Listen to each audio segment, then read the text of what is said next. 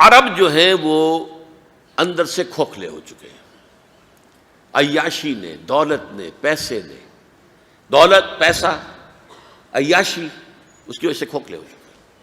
یہاں میں آپ کو دو حدیثیں سنانا چاہتا ہوں۔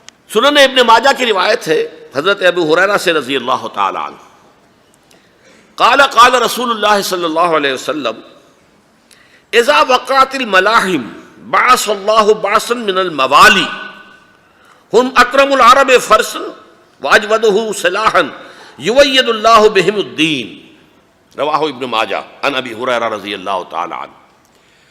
جب ملاحم کا دور شروع ہوگا تو اللہ تعالیٰ اٹھائے گا ایک لشکر یا لشکروں پر لشکر موالی میں سے۔ موالی کون ہے؟ عربوں نے جب فتح کیا تھا اس پورے علاقے کو خلافت راشدہ کے دوران، اور پھر وہ لوگ جو ہے، ایک رائے تو یہ تھی کہ انہیں غلام بنایا جائے سارے آبادیوں کو، لیکن یہ کہ حضرت عمر کا اجتہاد تھا، اس کے مطابق جو ان کو غلام نہیں بنایا گیا تو وہ موالی کی حیثیت رکھتے ہیں۔ عربوں میں دم نہیں ہے، موالی میں سے لشکر اٹھیں گے کہ جو در حقیقت حضرت مہدی کی حکومت کو قائم کریں گے۔ دوسری حدیث سنیے، عن عبداللہ ابن الحارث رضی اللہ تعالی عنہ، اور یہ ابن ماجہ کی روایت ہے، قال قال رسول اللہ صلی اللہ علیہ وسلم یخرج الناس من المشرق فیوطئون للمہدی یعنی سلطانہ، لشکر نکلیں گے، لوگ آئیں گے مشرق سے، اور وہ حضرت مہدی کی حکومت کو جمائیں گے اور قائم کریں گے۔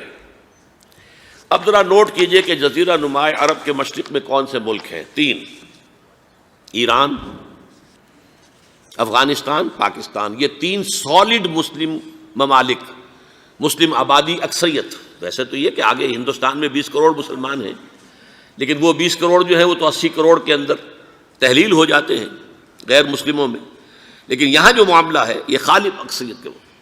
ان میں سے ایران کا معاملہ جہاں تک ہے، نمبر 1 یہ کہ وہ شیعہ عقائد کے حصار میں بند ہے، اس سے ادھر ادھر ہونا اس کے لیے ممکن نہیں۔ حدیث میں یہ بھی آتا کہ اصفہان سے 70,000 یہودی دجال کا ساتھ دیں گے۔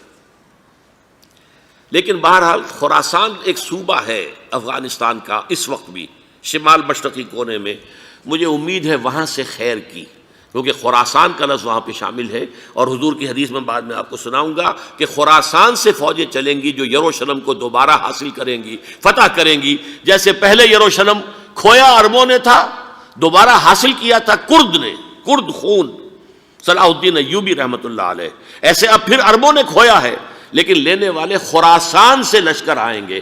یخرج من خراسان رایات سود لا یردھا شیء حتی تنصب بإیلیا، خراسان کے علاقے سے کالے علم لے کر لشکر چلیں گے جن کے رخ کو کوئی موڑ نہیں سکے گا جب تک کہ وہ جا کر یروشلم میں نصب نہ ہو جائے۔ اس کے بعد نام آتا ہے پاکستان کا۔ یہ ہے میری اور آپ کی داستان، اور یہ ہے سبب جس کی وجہ سے کہ میں آپ سے یہ گفتگو کر رہا ہوں۔ اصل میں تو کس لیے؟ محض ایک علمی استفادہ، محض اپنی بات آراء کو ظاہر کرنے کا شوق نہیں، بلکہ یہ کہ اپنی ذمہ داری ہم پہچانیں کہ ہم کس مقام پر کھڑے ہیں۔ دیکھیے، اس پاکستان کے بارے میں یا ہندوستان کے بارے میں علامہ اقبال نے کہا تھا اپنے ترانہ ملی میں، میرے عرب کو آئی ٹھنڈی ہوا جہاں سے، میرا وطن وہی ہے، میرا وطن وہی ہے۔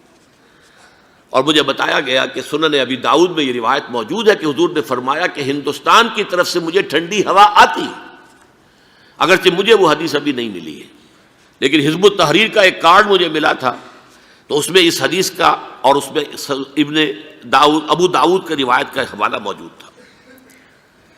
لیکن میں جو چیز آپ کو بتا چکا ہوں وہ یہ کہ الف ثانی کا پورا تجدیدی کارنامہ اس ہندوستان کی سرزمین میں ہوا۔ مجدد الف ثانی شیخ احمد سرندی، شاہ ولی اللہ دہلوی، سید احمد بریلوی، وہ تو ہمارے پاکستان میں آ کر جو ہے ان کا خون جذب ہوا ارض پاکستان میں۔ پھر شیخ الہند مولانا محمود حسن۔ تحریک خلافت چلی تو صرف ہندوستان میں چلی اور کہیں نہیں چلی۔ آزادی کی تحریک چلی پوری دنیا میں، وہ نیشنلزم کی بنیاد پر چلی، ملے نیشنلزم، عرب نیشنلزم، ترک نیشنلزم۔ ہمارے ہاں چلی تو اسلام کے نام پر پاکستان کا مطلب کیا؟ لا الہ الا اللہ۔ پھر پاکستان قائم ہوا معجزے کے طور پر، بلکہ نازل ہوا ہے لیلۃ القدر میں، انا انزلناہ فی لیلۃ القدر، جیسے قرآن نازل ہوا لیلۃ القدر میں، یہ پاکستان بھی نازل ہوا لیلۃ القدر میں۔ اس کا برقرار رہنا ابھی تک معجزہ ہے۔ ہندو یہ سمجھتا تھا، کانگریس سمجھتی تھی کہ جھٹپٹ ختم ہو جائے گا، پھر یہ کہ اس کا قرارداد مقاصد کا پاس ہو جانا، مزید بھی اور اضافی دفعات دستور میں آ جانا، اب کمرشل انٹرسٹ کو ربا قرار دے کر حرام قرار دینا، یہ سارے لینڈ مارکس ہیں کہ جو اشارہ کر رہے ہیں کسی چیز کی طرف، معاملہ کدھر جا رہا ہے۔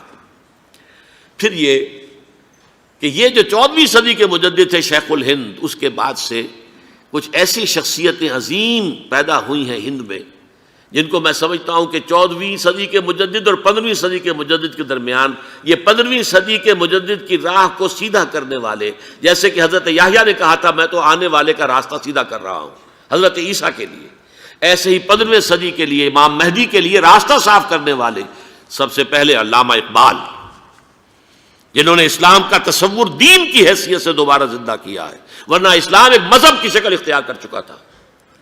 پھر مولانا مودودی، مولانا ابوالکلام آزاد حکومت الہیہ کے نعرے کے ساتھ میدان میں آئے۔ یہ اقبال نے جو تصور پیش کیا تھا اس پر عملی جد و جہد کے لیے حزب اللہ قائم ہوئی۔ نوٹ کر لیجئے 11 برس کا فرق ہے عمر کا علامہ اقبال کے اور ابوالکلام کے، اور 1913 میں جب حزب اللہ قائم کی ہے اس وقت علامہ اقبال کی ملی شاعری اپنے عروج کو پہنچ چکی تھی۔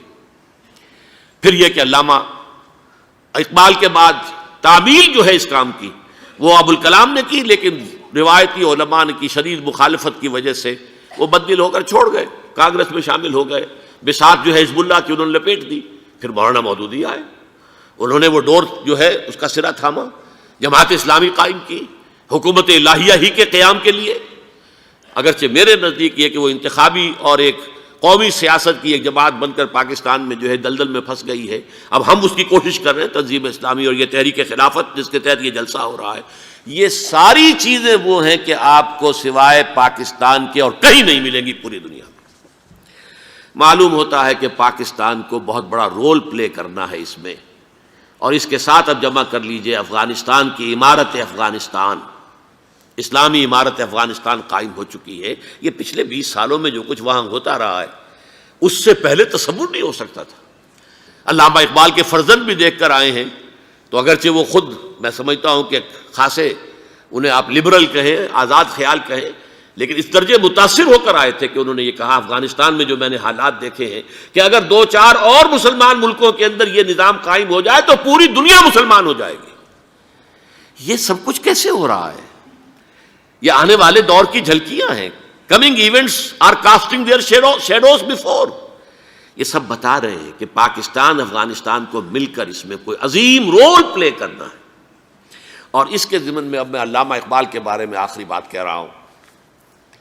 علامہ اقبال کے بارے میں عام یہ خیال ہے، انہوں نے اپنے خطبات میں مہدی کا اور نزول مسیح کا، حالانکہ میں کل پڑھ رہا تھا مولانا سعید احمد اکبر آبادی رحمۃ اللہ علیہ کا ایک مقالہ ان کا کہ علامہ اقبال نے ابن خلدون کے بارے میں یہ کہا ہے کہ مہدی کا اور نزول عیسیٰ کا دونوں کا انہوں نے انکار کیا ہے، حالانکہ ابن خلدون نے نزول عیسیٰ کا انکار نہیں کیا، صرف مہدی کا انکار کیا ہے۔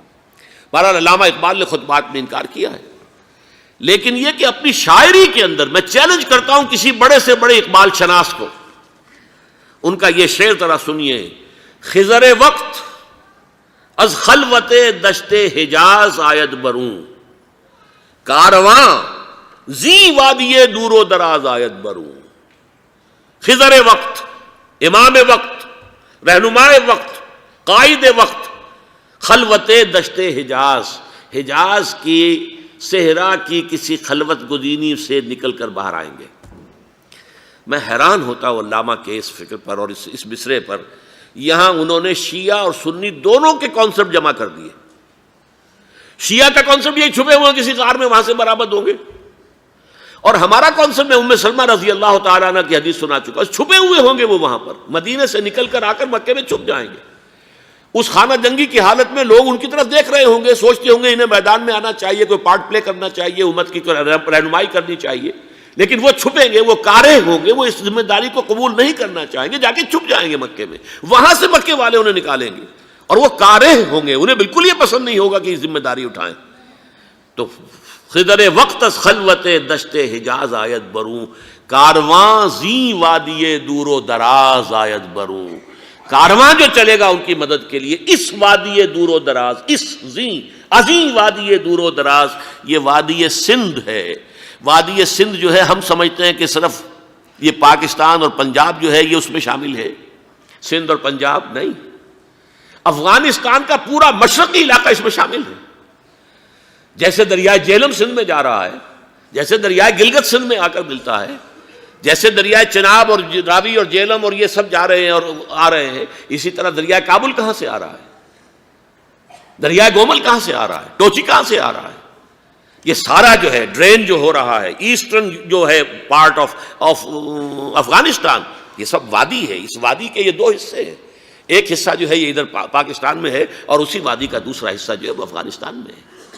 کارواں زی وادی دور و دراز آیت بروں، کارواں چلے گا یہاں سے، یخرج ناس من المشرق یؤتون للمہدی، یعنی سلطان ہی مشرق سے فوجیں چلیں گی کہ جو مہدی کی حکومت قائم کریں گی، اور یخرج من خراسان رایات و سود، اور خراسان سے سیاہ پرچم چلیں گے کہ جن کا رخ کوئی موڑ نہیں سکے گا، حتیٰ تنصب بإیلیا، یہاں تک کہ وہ جا کر یروشلم کے اندر نصب ہو جائیں گے۔